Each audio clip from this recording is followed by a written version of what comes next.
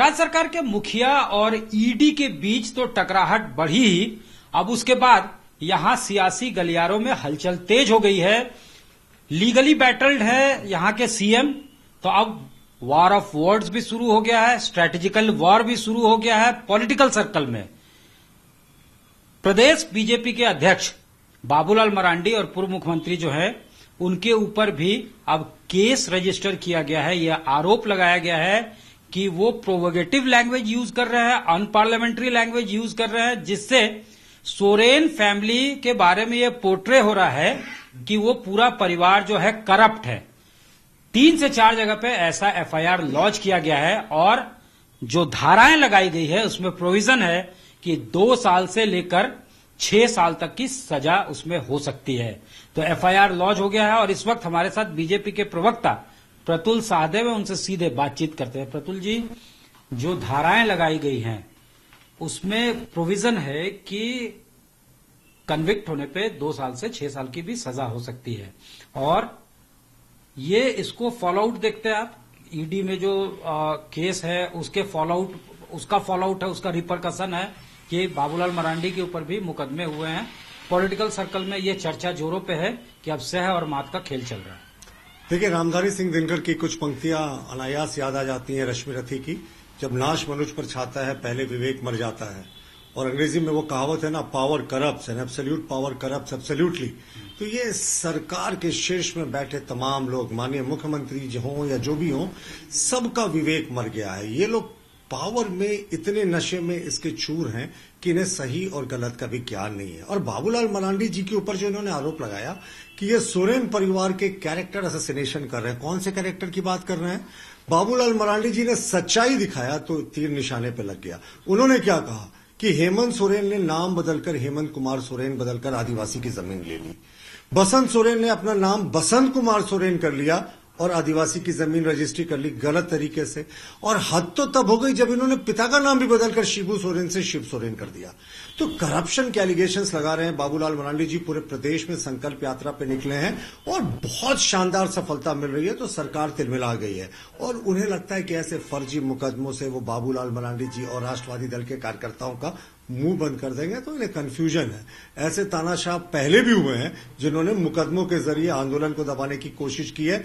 4 नहीं, 40 नहीं, 400 मुकदमे कीजिए ना मुख्यमंत्री जी, हम फिर भी पीछे नहीं हटेंगे। भ्रष्टाचार के खिलाफ बाबूलाल मरांडी जी का अभियान चलता रहेगा, अंजाम तक पहुंचाएगा और हमें कोई फर्क नहीं पड़ता। आप जेल में भी डाल आरोप तो हेमंत सोरेन भी लगा रहे हैं ना कि ED is acting at the behest of their political masters and the date chosen aptly vouches it.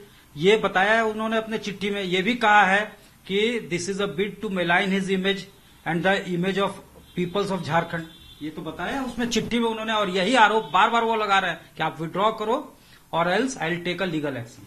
अब क्या भाजपा और ईडी ने कहा था मुख्यमंत्री जी को कि साहेबगंज में 1000 करोड़ का माइनिंग स्कैम उनके राजपाट में हो जाए? अब क्या भाजपा और ईडी ने कहा था कि 10,000 करोड़ का लैंड स्कैम रांची में हो जाए, जैसा कि आरोप लगा है? और देखिए, मुख्यमंत्री ने शपथ ली है कानून और संविधान को अपहोल्ड करने की, तो इन्हें तो कानून के तहत कोई सम्मन हुआ कोऑपरेट करना चाहिए था। लेकिन ये तो स्टेट स्पॉन्सर्ड करप्शन है ना। झारखंड में पूरा राज्य पोषित भ्रष्टाचार है, टॉप से बॉटम तक सब लिप्त हैं। इसलिए मुख्यमंत्री ईडी के इन्वेस्टिगेशन से भागते दिख रहे हो। कहते हैं ना, उन्हें पता है ये इन्वेस्टिगेशन लास्ट नेल इन इस पॉलिटिकल कॉफिन होने जा रहा है। इसीलिए मुख्यमंत्री जी ईडी के इन्वेस्टिगेशन के लिए तरह तरह के बहाने कर रहे हैं। और अभी वो सुप्रीम कोर्ट गए, कहते हैं सुप्रीम कोर्ट चले गए हैं तो इसलिए अब इन्वेस्टिगेशन को रोकना चाहिए। मुख्यमंत्री जी, ना तो ये केस की हियरिंग हुई है, ना कोई स्टे हुआ है, तो फिर किस बुनियाद पर आप ये कह रहे हैं? जाहिर तौर पर ये भी कह रहे हैं ना कि भाई आप डिलिबरेटली बुला रहे हैं, तो हमने डिक्लेयर तो कर दिया सब कुछ, अपना प्रॉपर्टी पब्लिक डोमेन में है, प्लस जो है सारा जो है मेरा आईटीआर वो आपके पास है, हर कुछ पास है। तो it seems that you have lost the documents. नहीं, डॉक्यूमेंट लॉस्ट द डॉक्यूमेंट्स। नहीं, आपको कैसे पता कि डॉक्यूमेंट के किस हिस्से पे और किस चीज पर बात करने के लिए ईडी बुला रही? मान लीजिए उन्होंने जो संपत्ति का विवरण दिया उसके बारे में अगर कोई जानकारी लेने के लिए ईडी बुला रही हो, जैसा कि मुख्यमंत्री जी का क्लेम है, तो इन्हें तो कोऑपरेट करना चाहिए। अगर इन्होंने कोई गलती नहीं की है तो फिर किस बात का उनको भागने की जरूरत है? हमें लगता है कि मुख्यमंत्री जी को कोऑपरेट करके नजीर पेश करनी चाहिए थी। पर कहते हैं ना कि जो सर से पांव तक भ्रष्टाचार में जिसकी पूरी सिस्टम डूबी हुई है, उसके पास तो काफी कुछ छिपाने के लिए है। इसलिए मुख्यमंत्री जी हाइड एंड सीक खेल रहे हैं। लेकिन उन्हें याद रखना चाहिए, ये मोदी जी के इंडिया में आप करप्शन करके भाग नहीं सकते। तो साफ तौर से बीजेपी का प्रवक्ता का कहना है कि हाइड एंड सीक यहां नहीं चलेगा। लेकिन ये बात भी अब जो है सियासी गलियारे में चर्चा हो रहा है कि आरोप प्रत्यारोप का दौर शुरू हो चुका है, स्ट्रैटेजिकल वॉर शुरू हो चुका है, सह और मात का खेल शुरू हो चुका है और मुकदमे जो हैं वो भी दायर होने लगे हैं कि अगर कोई ये कहा जा रहा है, जानकार ये बता रहे हैं कि अगर कोई सेंट्रल एजेंसी को यूज कर रहा है तो कोई स्टेट एजेंसी को बी फिटिंग रिप्लाई देने के लिए यूज कर रहा है। ऐसा अभी फिलहाल प्रतीत हो रहा है। कैमरामैन राकेश तिवारी के साथ सत्यजीत कुमार, रांची, आज तक।